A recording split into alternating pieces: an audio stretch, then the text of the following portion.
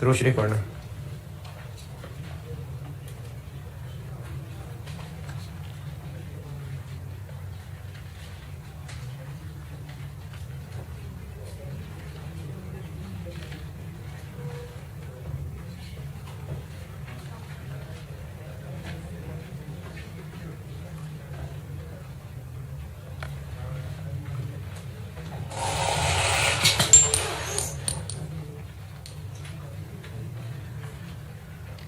Question number 5 दिया था homework एक, इसमें जो जो मसले हो सकते हैं वो कर देता हूँ डिस्कस, है जी।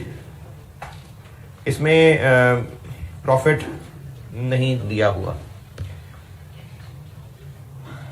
यहां पे प्रॉफिट नहीं है। अच्छा, ये नहीं मैं कह रहा कि लॉस है, प्रॉफिट नहीं है, एंड नहीं है, क्योंकि ये क्या लिखा हुआ है, लॉस की जगह अगर प्रॉफिट भी हो, अगर चलो प्रॉफिट भी लिखा होता तो कौन सा प्रॉफिट लिखा हुआ बिफोर, हाँ तो पूरा नहीं हुआ ना, फिर इंटरेस्ट एक्सपेंस माइनस करते तो प्रॉफिट बिफोर टैक्स आता, वो चाहिए था हमें, तो इसलिए प्रॉफिट फॉर द ईयर नहीं है। सिर्फ लॉस का मसला नहीं है, लॉस और प्रॉफिट का सिर्फ इतना फर्क है कि प्रॉफिट है तो प्रॉफिट, और लॉस है तो ब्रैकेट लगा देंगे।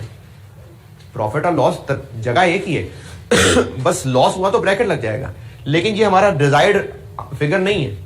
क्यों नहीं है? अगर तो सवाल में कहीं इंटरेस्ट एक्सपेंस आ रहा होता, जो कि नहीं है, चलो इंटरेस्ट पेड दिया होता तो opening closing interest, interest paid, interest expense निकाल लेते और उससे फिर हम इधर प्रॉफिट बिफोर टैक्स तक पहुंच जाते, वो भी नहीं है। तो इसलिए प्रॉफिट का वही रास्ता है जो रिटेन अर्निंग का रास्ता होता है, तो इसलिए हमें इसमें रिटेन अर्निंग से चलना पड़ेगा, इसलिए रिटेन अर्निंग से निकलेगा। टैक्स है सवाल में कहीं, तो वो जो रिटेन अर्निंग से प्रॉफिट निकलेगा वही प्रॉफिट, वही प्रॉफिट ही होगा। तो एक तो इसमें ये पॉइंट था। अब वो रिटेन अर्निंग से जो प्रॉफिट निकाला है वो निकालना ही ना समझ आया किसी को।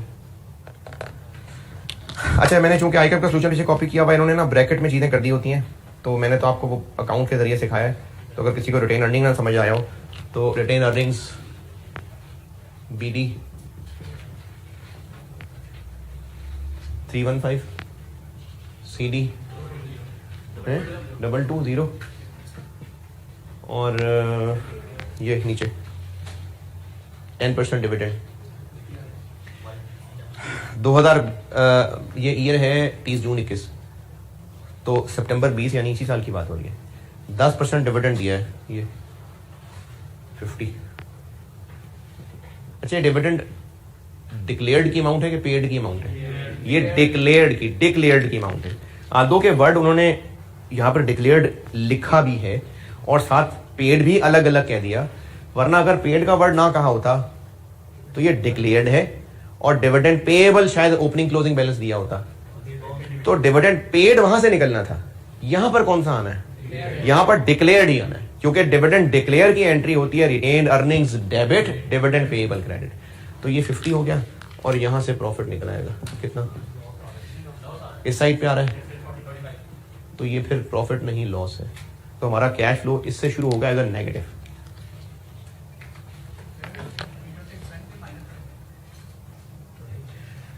इंटरेस्ट एक्सपेंस किसमें से माइनस कर दें?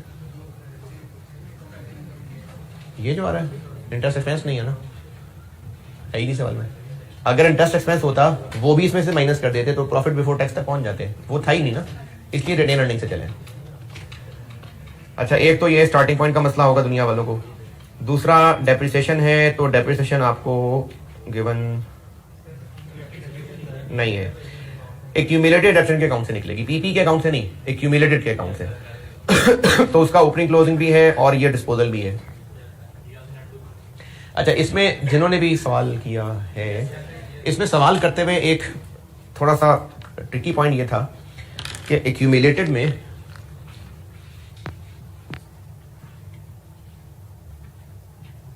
Opening 262, closing 300 during the year, ये इक्विपमेंट डिस्पोज ऑफ किया है, कॉस्ट और बुक वैल्यू दी हुई है, तो हमें तो एक्यूमुलेटेड दिख कितना 40, ये आ गया यहाँ डिस्पोजल 40। एक ट्रिकी पॉइंट ये लगता है थोड़ा सा शक सा कि ये जो प्लांट एंड मशीन डिस्ट्रॉय हुई है इसकी भी तो कॉस्ट और बुक वैल्यू दी हुई है, तो ये भी तो डिस्पोजल ही है, तो इसकी यहाँ पर क्यों नहीं लिखी वैल्यू? ये पिछले साल का वाकया है, अप्रैल 2020। हम इस वक्त जिस साल की बात कर रहे हैं वो जुलाई 20 से जून 21 का साल है। तो ये जो इक्विपमेंट खराब हुआ था, इंश्योरेंस वाले उठा के ले गए थे और इंश्योरेंस वालों ने उसका पैसा दिया है, ये अप्रैल 2020 में खराब हुआ था। तो डिस्पोजल में वो अप्रैल 20 में हुआ होगा ना, 2021 में थोड़ी होगा। इसलिए इसकी एक्यूमुलेटेड में डिस्पोजल नहीं लिखी। अगर ये अप्रैल 21 लिखा होता तो बिल्कुल लिखते, फिर वो भी डिस्पोजल वहां आनी थी। ठीक है, 20 की वजह से नहीं आई, और इसको बैलेंस करेंगे तो डिडक्शन फॉर द ईयर आ जाएगी।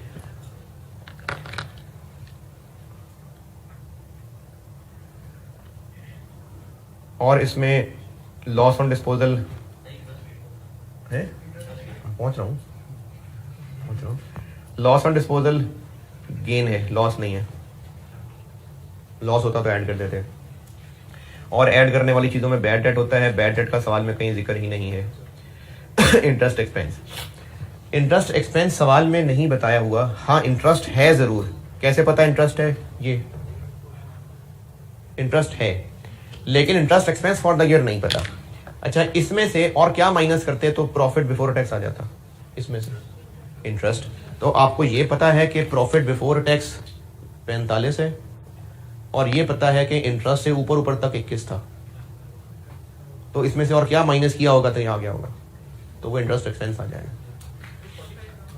45 कहाँ से है? ये यहाँ से, ये रिटेन अर्निंग से लॉस फॉर द ईयर निकला था ना। इधर आता है प्रॉफिट, इधर निकला है इसलिए लॉस है। ये भी तो बताया था। ठीक है, बिजनेस में लॉस है, लेकिन सैड सॉन्ग बनता नहीं है। ये लॉस है। अब ये 45 का लॉस बिफोर टैक्स है। 21 क्या है? इसमें से बस इंटरेस्ट एक्सपेंस और माइनस होना था, वो नहीं पता।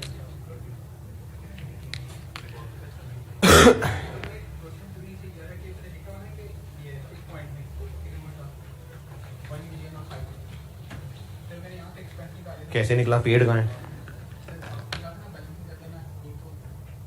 ये तो मैंने IS-12 में कहा था, FR2 में।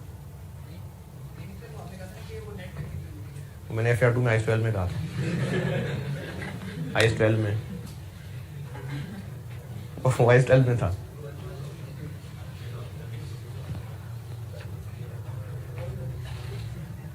इसमें से मैंने IS-12 की वर्किंग में कहा था, इसमें से इंटरेस्ट एक्सपेंस माइनस होना था तो नेट प्रॉफिट बनना था।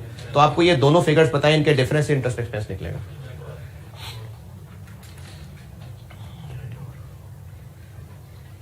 और ऐड होने वाला यही था, और लेस होने वाला गेन ऑन डिस्पोजल है, वो ये दिया हुआ।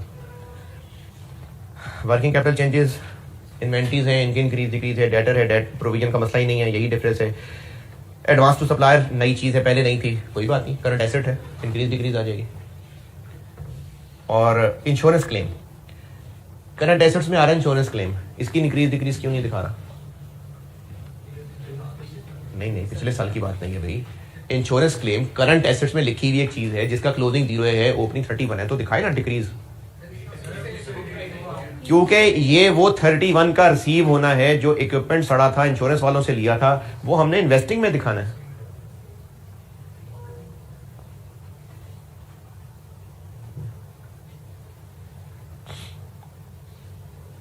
दोबारा समझें, ये जो पॉइंट नंबर 3 लिखा हुआ है, ये शायद मुझे लगता है पहले मैंने किसी सवाल में बात की है। अगर एक PPE डिस्ट्रॉय हो गया और उसके बदले इंश्योरेंस क्लेम मिल रहा है, तो ये ऐसे ही है जैसे ने वो एसेट की लाश किसी को बेच दी, ये डिस्पोजल ही है। तो जब ये डिस्पोजल है तो इंश्योरेंस से मिलने वाला पैसा सेल ऑफ PPE के तौर पे इन्वेस्टिंग में आएगा। देखें, ये तो बकायदा बेचा है, इक्विपमेंट बेचा है, प्लांट डिस्ट्रॉय हुआ था, उससे इंश्योरेंस क्लेम मिला है। तो अगर कोई PPE डिस्ट्रॉय हो जाए और उसके बदले इंश्योरेंस क्लेम मिले, तो ये ऐसा ही है कि हमने वो PPE की लाश किसी को बेच दी, डिस्पोजल, और पैसे मिल गए। तो ये जो इस डिस्ट्रॉयड प्लांट एंड मशीनरी का इंश्योरेंस क्लेम मिलना है, ये कहां पर दिखाना चाहिए कैश फ्लो में? इन्वेस्टिंग एक्टिविटी में। तो वो जो हमें इंश्योरेंस क्लेम 31 मिलियन का मिला है, किधर है 31 तो यहाँ नहीं लिखा हुआ, ये यहाँ लिखा हुआ। रिसीवेबल था। अच्छा क्यों था रिसीवेबल? क्योंकि वो पिछले साल का मसला था। ये सारी कहानी पिछले साल में हुई थी। तो पिछले साल हमने इंश्योरेंस वालों से बात की होगी, उन्होंने कहा अच्छा दे देंगे पैसे, वो हमारा रिसीवेबल था। इस साल उन्होंने पैसे दे दिए, तभी रिसीवेबल नहीं आ रहा। ये 0.3 वाला 0.31 है। तो इसको कहां दिखाएं कैश फ्लो में? तो ये वो इन्वेस्टिंग एक्टिविटीज में आ रहा है 31। एक ये आ रहा है 31, और ये कितने का बेचा है इक्विपमेंट? बुक वैल्यू कितनी? प्रॉफिट कमाया 17, कितने का बेचा? 52। ये वो 52 है। यानी इस साल इन्वेस्टिंग एक्टिविटी में दो है सेल ऑफ पीपी, एक इंश्योरेंस क्लेम का पैसा आया और एक ये वो इक्विपमेंट बेचा है। Point number 4, equipment book value 35 है, 17 का प्रॉफिट ऑन डिस्पोजल है, तो कितने का बेचा है भाई? तो ये वो 52 है। और प्लांट एंड मशीनरी के पैसे भी इस साल मिले हैं, ये वो 31 है। और 31 की अमाउंट कहां से नजर आई? ये यहां से नजर आ रही। जिंदगी शक्लें बना रहे हैं यार। सेल ऑफ इक्विपमेंट नहीं, हाँ सेल ऑफ इक्विपमेंट 52 है, और ये प्लांट एंड मशीनरी का इंश्योरेंस क्लेम आना भी सेल ऑफ पीपीई जैसी चीज है।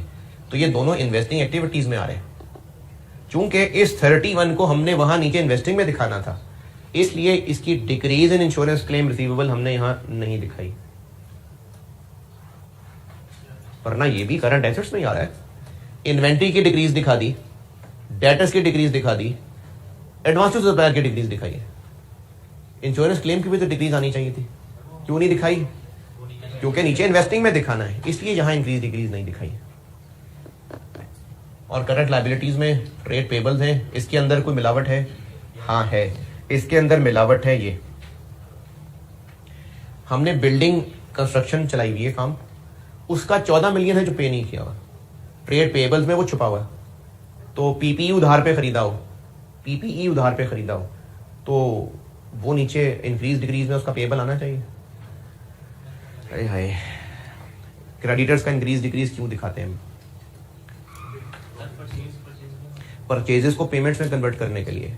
गुड्स की परचेजेस कॉस्ट ऑफ सेल ऊपर प्रॉफिट में चार्ज हुई होती है। इन्वेंट्री की इंक्रीज डिक्रीज क्या करती है? उस कॉस्ट ऑफ सेल को परचेजेस में कन्वर्ट करती है, indirect method. Cost of sale ऊपर प्रॉफिट में है, इन्वेंट्री की इंक्रीज डिक्रीज उसको परचेजेस में कन्वर्ट करती है, और क्रेडिटर्स की इंक्रीज डिक्रीज उसको पेमेंट टू सप्लायर बना देती है। कौन सी परचेजेस को? गुड्स की परचेजेस को कि प्लांट की परचेजेस को? तो इसलिए हमें क्रेडिटर्स भी कौन से हैं जिनकी इंक्रीज डिक्रीज दिखानी चाहिए? गुड्स के। तो ये जो ऊपर ट्रेड पेबल्स आ रहा था, इसमें एक बिल्डिंग का क्रेडिटर भी था। ये जो बिल्डिंग पे काम चल रहा है, इसका भी एक पेबल था जो इस 180 के अंदर शामिल है। ये बात नीचे लिखी हुई है। ट्रेड पेबल्स इंक्लूड 14 मिलियन जो कि building capital work in progress under construction building, उसके लिए पेबल है, गुड्स के लिए नहीं पेबल है, उस बिल्डिंग के लिए पेबल है। तो वो 14 जो इस 180 के अंदर छुपा हुआ है उसको माइनस करें, फिर इसकी इंक्रीज डिक्रीज आएगी, फिर इंक्रीज डिक्रीज आएगी। और करंट पोर्शन ऑफ लोन की इंक्रीज डिक्रीज नहीं दिखानी। क्यों? क्योंकि उसको हमने फाइनेंसिंग में यूज करना है। और एक्रूड एक्सपेंसेस की आ गई। एक्रूड एक्सपेंसेस में इंटरेस्ट पेबल नहीं था, नहीं, वो इसके अंदर छुपा हुआ था, लोन के अंदर छुपा हुआ। वो करंट पोर्शन इसमें छुपा के दिया हुआ इन्होंने, इंटरेस्ट पेबल छुपा हुआ है करंट पोर्शन ऑफ लोन में। तो उसकी तो वैसे भी हम इंक्रीज डिक्रीज नहीं दिखा रहे। तो इसकी एक्रूड एक्सपेंस खालिस है। ट्रेड पेबल में मिलावट थी, वो निकाल के बाकी इंक्रीज डिक्रीज दिखाई। इन्वेंट्री कोई मसला नहीं, ट्रेड रिसीवर्स कोई मसला नहीं, एडवांस टू सप्लायर कोई मसला नहीं। ये ऑपरेटिंग एक्टिविटीज है। ऑपरेटिंग एक्टिविटीज में बताएं और कुछ पूछना है? अच्छा, जिन्होंने वाकई ये होमवर्क किया है, जिन्होंने जो इन एक दो पॉइंट्स की वजह से सवाल वहीं छोड़ देंगे, वो पेपर में भी वही छोड़ देंगे, क्योंकि आपने प्रैक्टिस इस चीज की होगी कि जहां फंसे पीछे सोल्यूशन देख लें। आपने दिमाग पे जोर डालने की प्रैक्टिस ही नहीं की हुई।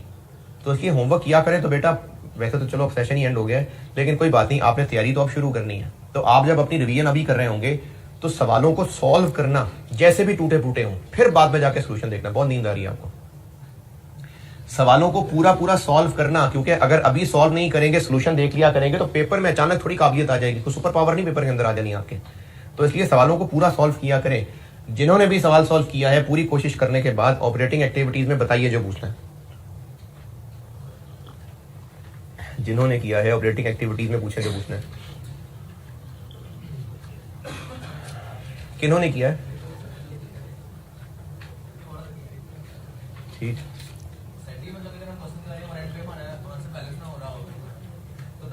मर जाना चाहिए।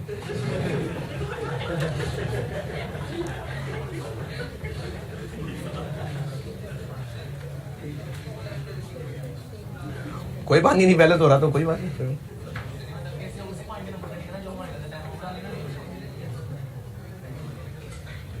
कैश फ्लो स्टेटमेंट में ना चीजें बहुत ज्यादा हैं, तो उसमें नंबर लेना आसान है, क्योंकि सारी डिफरेंट चीजें हैं। बट अब बाकी टॉपिक्स में क्या होता है कि एक दो ही ट्रांजेक्शन है, उन्हीं से कनेक्टेड सब कुछ होता है। कैश फ्लो में इतनी सारी लाइन आइटम्स हैं। अब इस 16 नंबर में से वो स्टूडेंट जो घबराए नहीं, अपने नर्व्स पे कंट्रोल रखे। मेरा ख्याल यह है कि 16 नंबर में से 10-12 नंबर हर कोई ले सकता है कम से कम, लेकिन जो सवाल के 1-2 पॉइंट देख के वहीं सवाल छोड़ देगा, उसके तो गए सारे नंबर। तो इसलिए इसमें चीजें बहुत ज्यादा हैं, तो इसलिए नंबर लेना इसमें आसान होता है। रेशियोज में नंबर लेना बड़ा आसान है। नॉन प्रॉफिट ऑर्गेनाइजेशन अगर पूरा सवाल है तो उसमें नंबर, जिस सवाल में बहुत ज्यादा चीजें ना उसमें नंबर लेना आसान होता है, क्योंकि चीजें बहुत ज्यादा होती हैं। ऑपरेटिंग एक्टिविटीज में पूछना है जी। ये मैंने नाम बताए थे कुछ, रिटेन अर्निंग को कहते हैं। ये मैंने आपको जब कंपनी पढ़ाई थी ना, तो रिटेन अर्निंग के 2-3 नाम बताए थे आपको। अनअप्रोप्रिएटेड प्रॉफिट्स कहा था और एक्यूमुलेटेड प्रॉफिट्स कहा था। ये रिटेन अर्निंग को कहते हैं। अनअर्न्ड प्रॉफिट नहीं, ऐसा नहीं। एक्यूमुलेटेड प्रॉफिट्स कहा था और अनअप्रोप्रिएटेड प्रॉफिट्स कहा था। ये रिटेन अर्निंग्स के नाम है। पीपी को ऑपरेटिंग फिक्स्ड एसेट्स कहते हैं। ऑपरेटिंग इसलिए कहते हैं इनको क्योंकि इन्होंने ऑपरेट करना शुरू कर दिया है। कैपिटल वर्क इन प्रोग्रेस है जो भी बन रहे हैं, इसलिए इनको ऑपरेटिंग फिक्स्ड एसेट्स कहते हैं। ये ऑपरेटिंग फिक्स्ड एसेट्स पीपीई है। ऑपरेटिंग एक्टिविटीज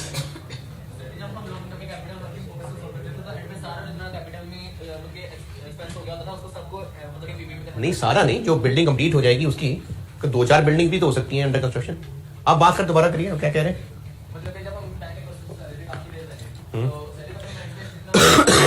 वो तो एक एसेट का सवाल कर रहे थे ना। एक बिल्डिंग थी, कंप्लीट हो जाएगी तो उसमें जितना खर्चा आया था उस सबको पीपी में ट्रांसफर कर देंगे। ये जरूरी थोड़ी कि एक बिल्डिंग है, बहुत सारी बिल्डिंग हो सकती हैं।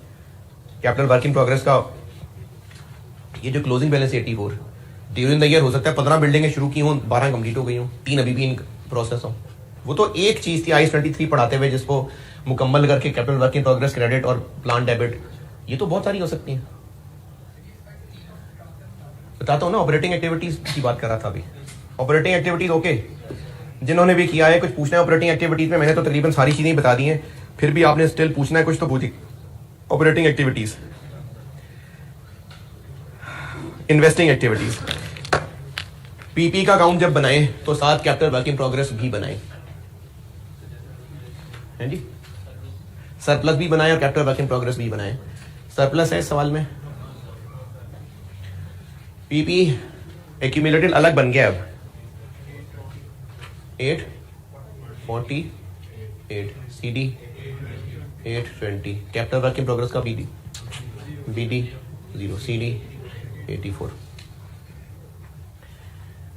डिस्पोजल, अच्छा अब हम एक्यूमुलेटेड का अकाउंट अलग बना रहे हैं, तो यहां पर डिस्पोजल वाले की कॉस्ट आनी है 75। डेप्रिसिएशन नहीं आनी, वो एक्यूमुलेटेड में आनी है। कैपिटल वर्क इन प्रोग्रेस के बारे में और क्या पता है?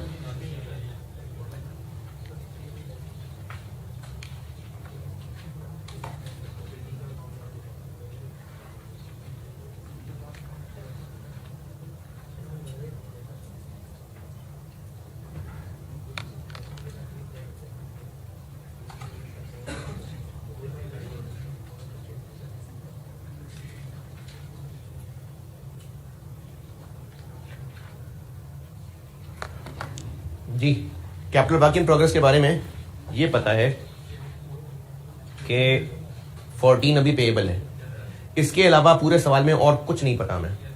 यानी कोई बिल्डिंग कंप्लीट हुई है, क्या इस साल कंप्लीट हुई है नहीं पता, और निकाल भी नहीं सकते। क्यों निकाल नहीं सकते?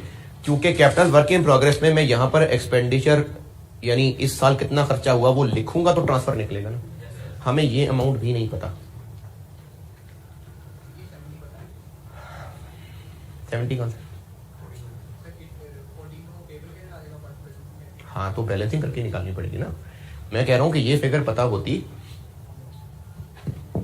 तो पता लगता कि यहां से कितनी कंप्लीट होके इधर गई है।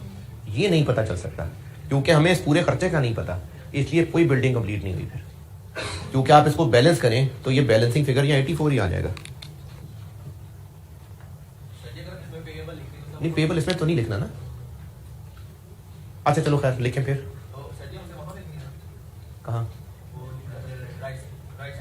पेएबल का बैलेंस? पेएबल का बैलेंस इसमें थोड़ी पेएबल का बैलेंस आएगा। पेएबल का बैलेंस इसमें क्यों आएगा? नहीं तो अगर प्लांट ये जो पीपी का पेएबल होता तो वो पीपी के अकाउंट में पेएबल आ जाता। पेएबल एक अलग लायबिलिटी है, इसको बैलेंसिंग करेंगे तो 84 इधर ही निकलेगा। इससे सिर्फ इतना पता चल रहा है कि इस साल कंस्ट्रक्शन पे 84 का खर्चा हुआ है। हमें नहीं पता कि कितना ट्रांसफर हुआ है क्योंकि ये फिगर भी बैलेंस करके निकालनी पड़ी। अगर ये लिखा होता या 200, अगर ये दिया होता 200 तो यकीनन 116 की बिल्डिंग कंप्लीट हुई होती, वो यहाँ क्रेडिट और यहाँ डेबिट आ जाता। लेकिन हमें इससे बैलेंसिंग फिगर ये पता चली, इसलिए कोई बिल्डिंग कंप्लीट नहीं हुई। तो पीपी भी बस सिर्फ इतना ही है, इसी से बैलेंस करके एडिशन निकलेगी 40। अब जब इन्वेस्टिंग एक्टिविटीज में परचेज ऑफ पीपी आएगा तो वो 47 आएगा। और expenditure on capital work in progress कितने पैसे दिए? 70। क्यों 70? क्योंकि 84 में से 14 अभी नहीं दिए।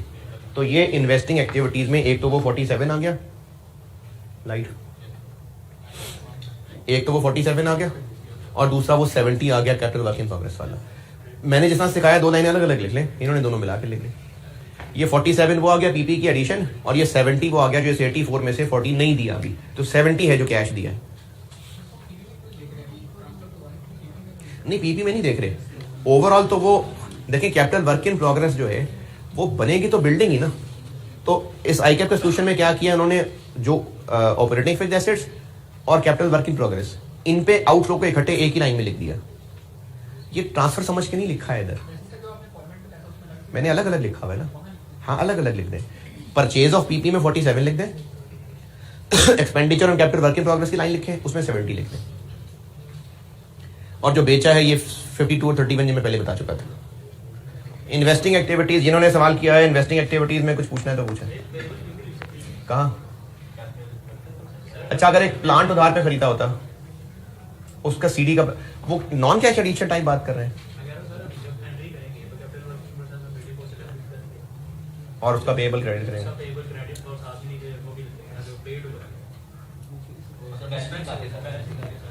आप कह रहे हैं कि इसको मैं जिस तरह पीपी में बताता हूं कैश और नॉन कैश, उस तरह से कह रहे हैं। कैपिटल वर्क इन प्रोग्रेस में सीडी पेएबल,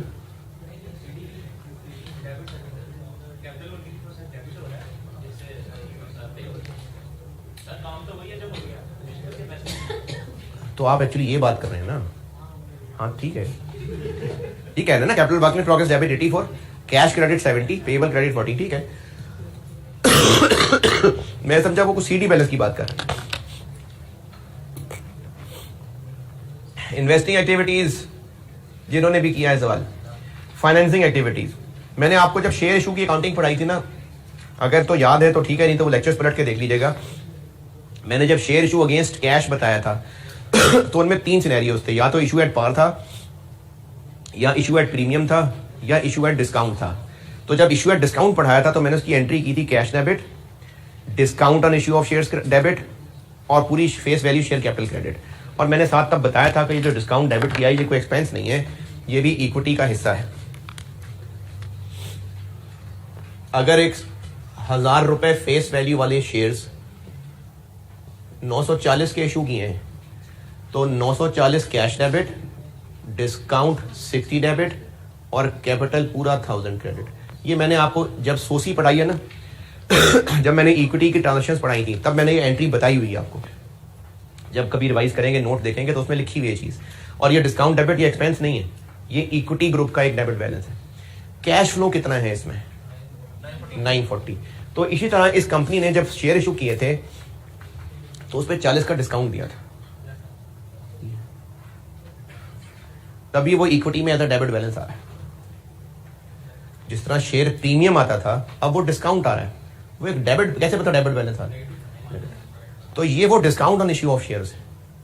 जब इसके डिफरेंस, क्योंकि शेयर इशू नीचे कहीं नहीं है और शेयर इशू का नीचे रख से कुछ नहीं है, तो अब अगर मैं शेयर्स की वर्किंग करूं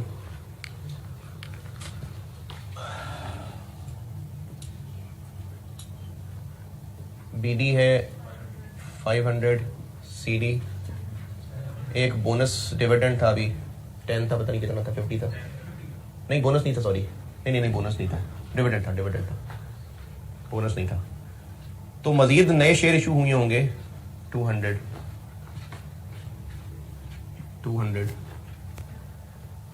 40 का डिस्काउंट है, तो कैश 160।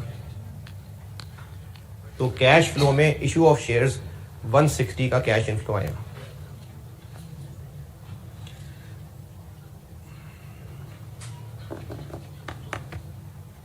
अच्छा, जब किसी भी टॉपिक के मैं आपको नोट्स पढ़ाता हूं या कुछ फॉर्मेट्स दे देता हूं कि आप इनको याद कर लें, हेल्प होगी, तो वो जो फॉर्मेट होते हैं ना, वो होते हेल्प के लिए। हो सकता है क्वेश्चन के अंदर कोई डिफरेंट सा पॉइंट आ जाए। अब ये चीज में उन नोट्स में नहीं डाली हुई है डिस्काउंट वाली लेकिन पढ़ाया तो हुआ है, discount on issue of shares पढ़ाया हुआ है, तो ये discount on issue of shares इस सवाल में टेस्ट हुआ। ये ऐसे 160 लिखा है।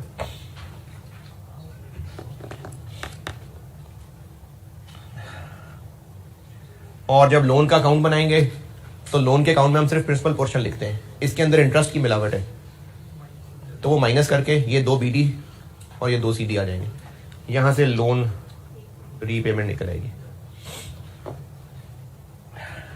तो जिन्होंने सवाल किया है और उसमें कुछ पूछना है आपने तो पूछे।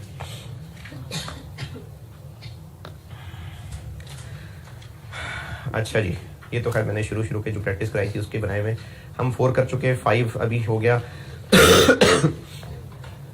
6 शायद मैंने क्लास में किया था, 6 भी हो गया, 7 भी हो गया, 8 भी हो गया, और 10 मैंने क्लास में किया था, 11 भी हो गया होमवर्क,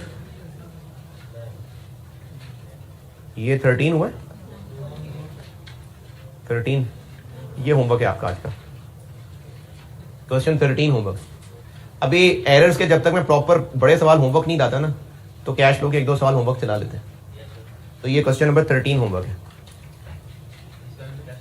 है। यार अब तो एक्स्ट्रा लेक्चर जितने आ रहे हैं ना वही संभाल लें बच्चे, तो वही बहुत है, इसलिए टेस्ट कोई नहीं ले रहा मैं, और ये क्लास वर्क होमवर्क ही कर लें तो ये बहुत है, इसलिए मैं टेस्ट कोई नहीं ले रहा है। क्वेश्चन 13 होमवर्क है जी जी। क्या है?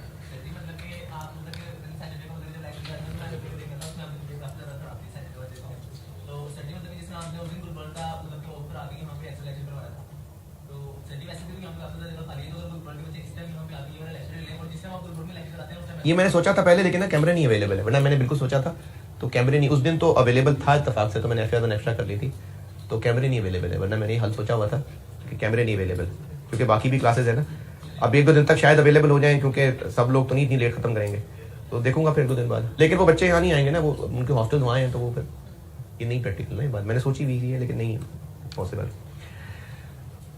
कैश फ्लो अभी होमवर्क चलाऊंगा 1-2 दिन। क्वेश्चन 13 होमवर्क है 1।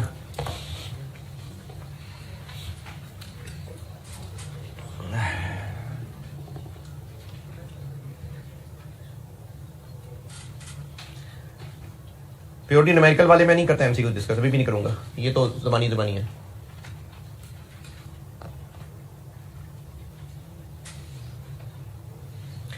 बोनस इश्यू हुआ है, कैश फ्लो पे क्या इम्पैक्ट है? बोनस इश्यू हुआ है, बोनस इशू हुआ है, कैश फ्लो पे क्या इम्पैक्ट है? कोई इम्पैक्ट नहीं है, बोनस इशू है, कोई इम्पैक्ट नहीं है।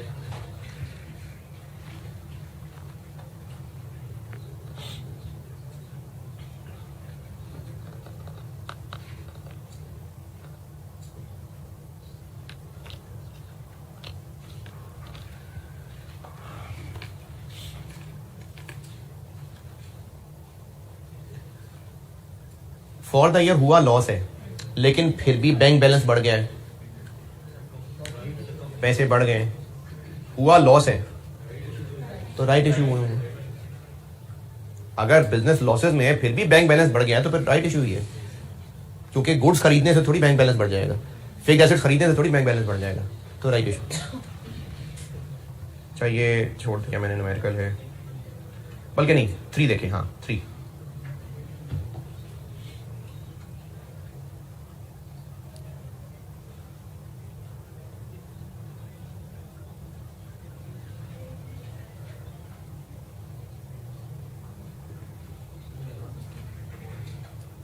अच्छा आप देखिए इसमें बोनस इशू हुआ है 1 फॉर एवरी 10, यानी 10,000 का।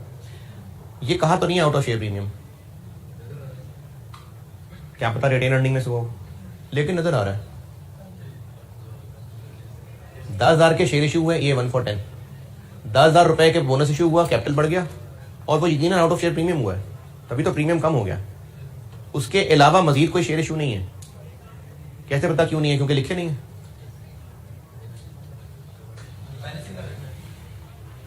1 लाख कैपिटल का बैलेंस था, 1 फॉर 10 बोनस इशू हुआ, कितने रुपए के और शेयर इशू हो गए, क्लोजिंग 1,10 आ रहा है, तो बस यही है शेयर इशू। और ये 10 आउट ऑफ शेयर प्रीमियम ही हुआ है, क्योंकि ये 10 कम हो गए, तो मजीद शेयर इशू नहीं हुए। फिर मजीद क्यों नहीं हुए? क्योंकि वो 1 से 1,10 हुआ है बस, और कोई है ही नहीं, तो कैश फ्लो पे क्या फर्क पड़ेगा?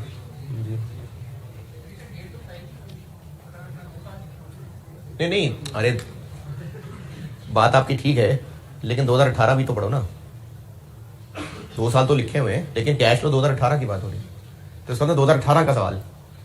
फिर 2017 का ओपनिंग, ये 18 का ओपनिंग, 18 का क्लोजिंग। 4 नहीं कर रहा मैं, 5 नहीं, 6 नहीं, 7।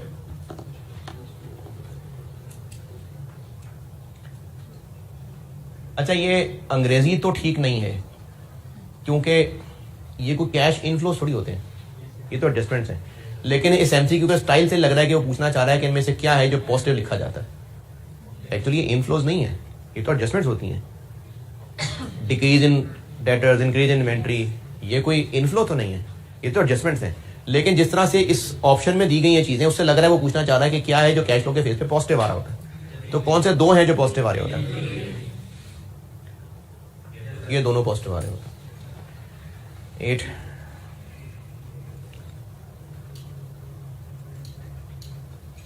इनमें से फाइनेंसिंग का क्या है?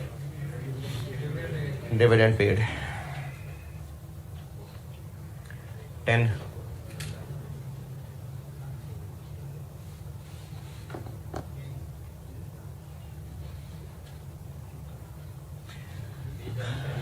देखें एक बिजनेस की 1 साल की इनकम स्टेटमेंट है, उस 1 साल की इनकम स्टेटमेंट को देख के अगले साल का क्या एस्टिमेट किया जा सकता है?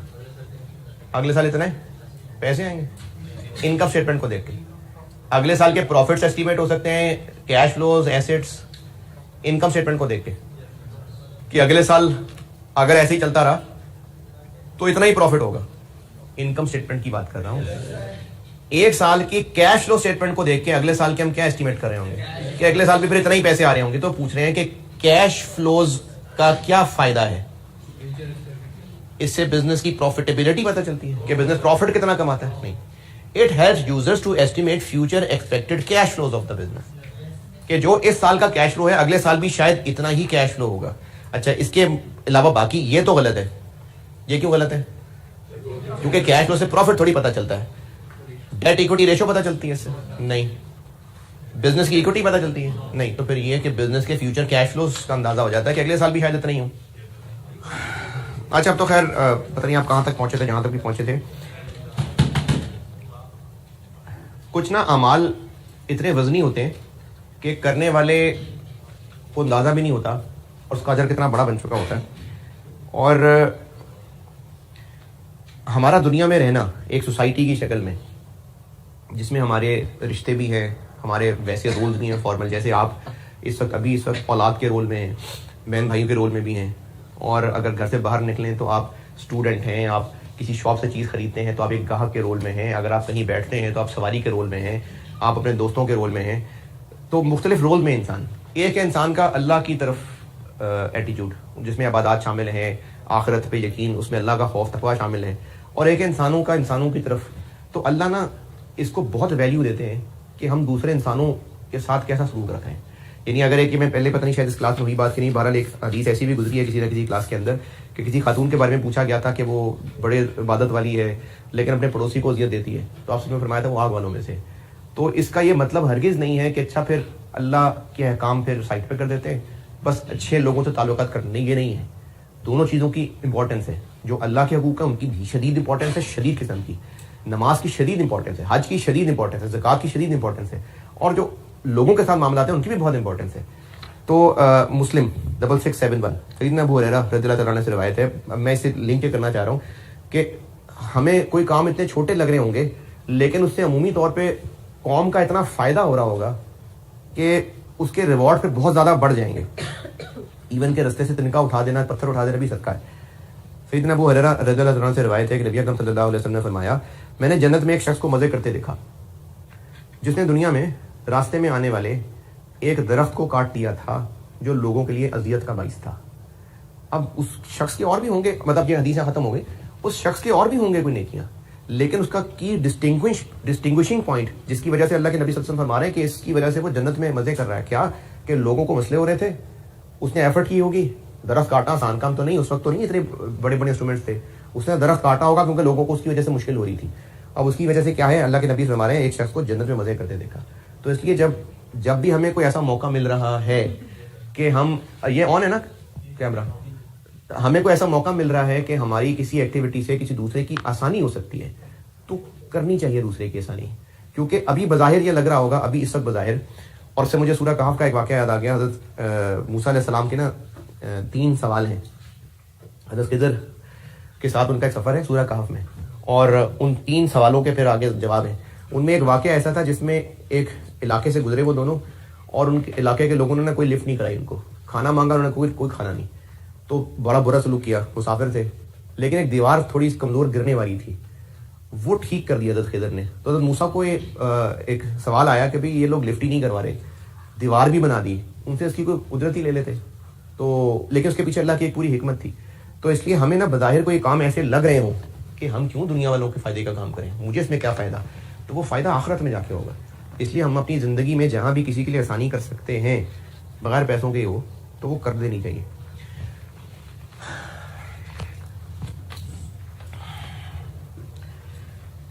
अच्छा चलें, आप लोगों के पास नहीं होंगे, रहने दें।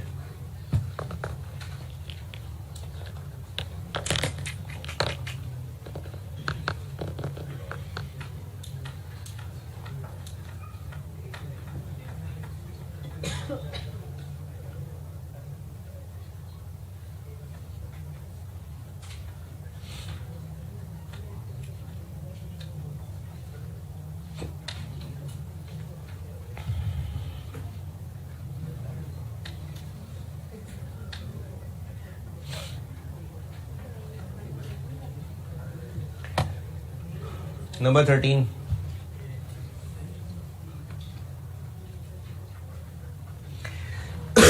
इक्विपमेंट बेचा है, उस पर प्रॉफिट ऑन डिस्पोजल है।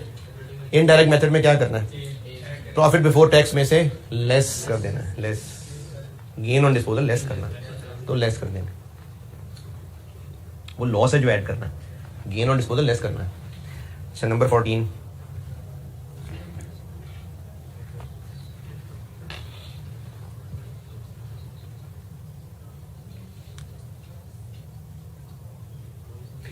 वो कह रहे जी इसमें से क्या है, वो जब नॉन कैश एडजस्टमेंट ऐड करते होते हैं, एक तो लॉस है, दूसरा इंटरेस्ट एक्सपेंस को वो नॉन कैश भी कहा जा सकता है कि ये कैश नहीं है, कैश इंटरेस्ट पेड है, उस जुमरे में भी आ सकता है।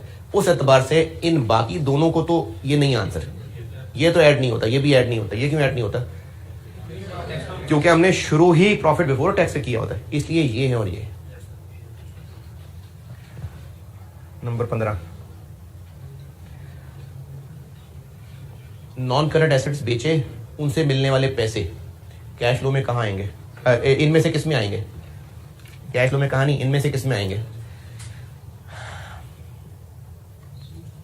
वेयर इन अ कंपनी जिसकी फाइनेंशियल स्टेटमेंट्स आईएएस के मुताबिक है, यानी कंपनी की इनमें से कौन सी फाइनेंशियल स्टेटमेंट है जिसमें एसेट बेचने के पैसे आ रहे होंगे?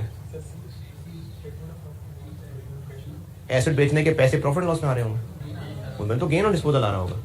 एसेट बेचने के पैसे किस में आ रहे होंगे? वो तो कैश फ्लो में आ रहे होंगे।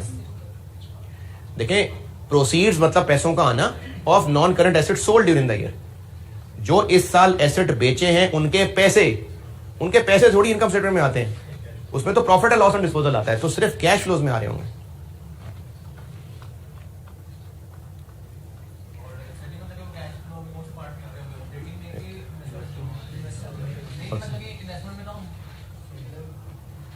खत्म कर दिया मैंने कैश फ्लो यार।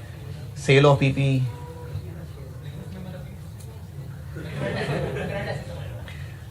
$21।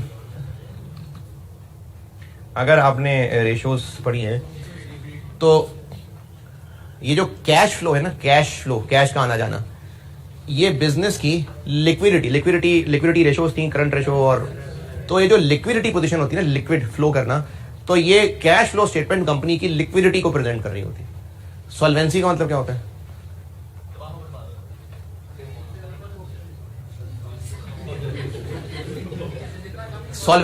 सॉल्वेंसी सेंस में आता है कि जितना लोन लिया हुआ है वो वापस करने की औकात है या नहीं। अगर औकात ना हो तो फिर वो इनसॉल्वेंट हो जाता है ना। तो ये सॉल्वेंसी जो है, ये बेसिकली डेट इक्विटी इसको देख के बता रहे होते हैं। Solvency ratios, solvency, long term solvency, ये इसको रिप्रेजेंट कर रहा होता है कि बिजनेस के पास डेट कितना है। लिक्विडिटी बेसिकली कैश के लिए वर्ड इस्तेमाल होता है, तो कैश फ्लो स्टेटमेंट इनमें से लिक्विडिटी को प्रेजेंट कर रहे होते हैं। फाइनेंशियल स्ट्रक्चर कहते हैं डेट इक्विटी को, नेट एसेट्स इक्विटी को कहते हैं। तो कैश फ्लो स्टेटमेंट बिजनेस के इन चीजों में से लिक्विडिटी को प्रेजेंट कर रही होती है। लिक्विडिटी मतलब ये लिक्विड एसेट्स, पैसों की भी बात होती है। तो कैश फ्लो स्टेटमेंट, इस ये एमसीक्यूज याद किया करें इस तरह के खास तौर पे, क्योंकि सेम रिपीट भी हो सकते हैं। सेल से आने वाला पैसा, परचेजेस के लिए जाने वाला पैसा, एम्प्लॉयज को दिया जाने वाला पैसा, ऑपरेटिंग एक्टिविटीज, इनमें से क्या कैश फ्लो है? राइट इशू इनमें से कैश फ्लो है। इक्विटी और बोरिंग से रिलेटेड कैश फ्लो कहां जाना है?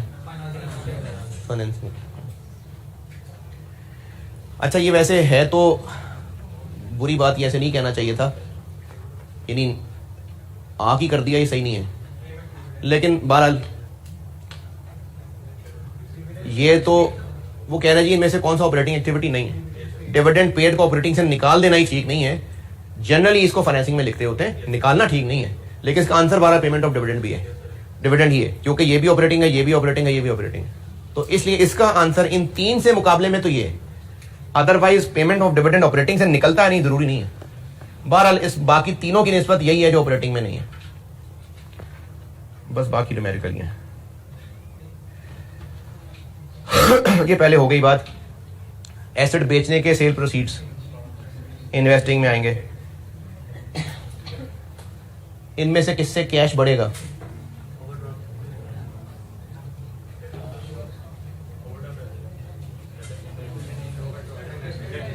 डेटर्स पैसे देंगे तो कैश बढ़ेगा। एक कंपनी है जिसके प्रॉफिट्स तो बहुत ज्यादा हैं लेकिन कैश नहीं है उसके पास,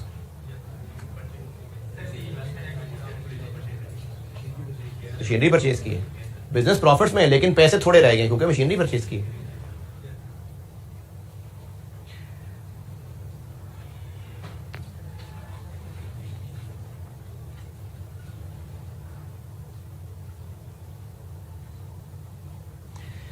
इसका मतलब है कि इनमें से कौन से बिजनेसेस हैं जिसके बहुत ज्यादा चांसेस हैं कि उसको कैश फ्लो प्रॉब्लम्स फेस करनी पड़ेंगी। इसकी अंग्रेजी का मतलब ये है कि इनमें से कौन सी कंपनीज ऐसी हैं जो मोस्ट लाइकली है, बहुत ज्यादा चांसेस कि उसको वो कैश फ्लो के मसाइल से दो चार हो जाएगा। पॉइंट ए का मतलब है कि एक ऐसी कंपनी जिसमें लॉस होता है लेकिन वो गवर्नमेंट के लिए बड़े इंपॉर्टेंट किस्म की चीजें बनाती है। दोबारा सुने, वो बिजनेस जिसके बहुत चांसेस हैं कि उसको कैश फ्लो प्रॉब्लम शुरू हो जाएंगी। नंबर ए, ऐसी कंपनी जो फोर्सेस के लिए हथियार बनाते हैं, उनको पैसों का मसला होगा,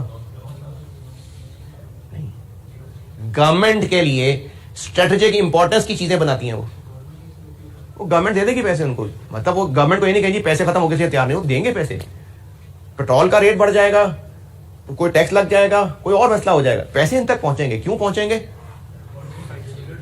क्योंकि जो वो कंपनी चीजें बना रही है वो गवर्नमेंट के लिए बहुत इंपॉर्टेंट चीजें हैं। तो इस बिजनेस को कैश फ्लो प्रॉब्लम होंगी?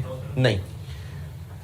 एक नया बिजनेस जो है तो प्रॉफिटेबल और वो बहुत एम्बिशियस एक्सपेंशन की तरफ जाने लगा है, बहुत खुल के एक्सपेंशन मतलब बहुत काम फैलाने लगा अपना।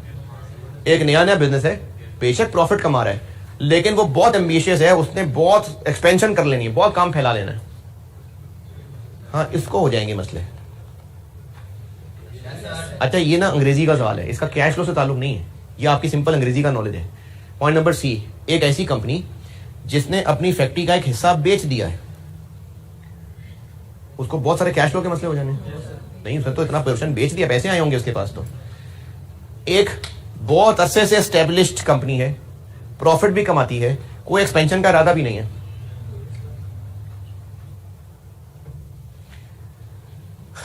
एक काफी अरसे से एस्टेब्लिश्ड कंपनी है, प्रॉफिट भी कमाती है, एक्सपेंशन का भी कोई इरादा नहीं है। इनको अचानक कैश फ्लो के मसले हो जाएंगे? नहीं। तो उस नए बिजनेस ने जिसने बहुत एम्बिशियस एक्सपेंशन प्लान में चले जाना है, उसको कैश फ्लो के मसले होंगे। तो ये आंसर है। बिजनेस एक्सपेंड पहले करेंगे तो कैश आएगा ना। पहले बिजनेस एक्सपेंड करेंगे, 2-4 फैक्ट्रीज बनाएंगे, उसके लिए पैसा चाहिए होगा। What is the immediate effect of making a capital repayment of loan? Loan वापस करने का इमीडिएट इफेक्ट किस पे पड़ेगा? इमीडिएट इफेक्ट प्रॉफिट पे पड़ेगा? क्यों? इमीडिएट इफेक्ट साल बाद पड़ेगा लोन वापस करने का इफेक्ट प्रॉफिट पे? साल बाद भी नहीं पड़ेगा। क्या पड़ेगा? लोन वापस करने का साल बाद जाके प्रॉफिट पे क्या असर पड़ता नजर आएगा? इंटरेस्ट कम पड़ेगा तो प्रॉफिट पे असर पड़ेगा, लेकिन वो कह रहे हैं इमीडिएट फर्क क्या पड़ेगा? प्रॉफिट पे कोई फर्क नहीं पड़ेगा, कैश कम हो जाएगा।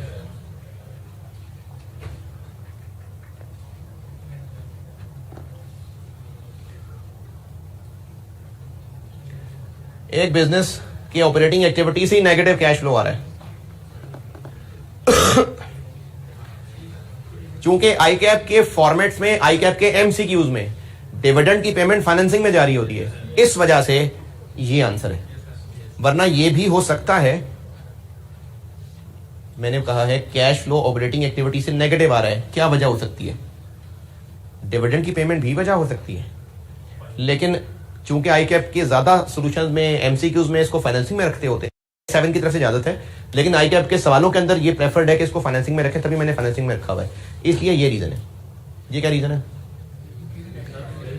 कि सेल्स उधार पे चल रही हैं जबकि खर्चे सारे कैश पे हो रहे हैं, इसलिए नेगेटिव आ रहे नहीं, पैसे जाए जा रहे हैं, इसलिए नेगेटिव है। तो ये रीजन। हाँ, इसमें से क्या कैश फ्लो नहीं है? Bad debts. और इनमें से क्या है जो, ये भी पहले मिलती जुलती बात ही है, यही है कि क्या है जो ऑपरेटिंग में नेगेटिव कैश फ्लो आएगा? ये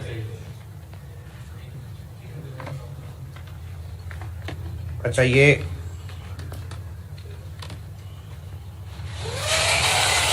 97A ही था, अभी बी भी है, तो जरा सब्र करो।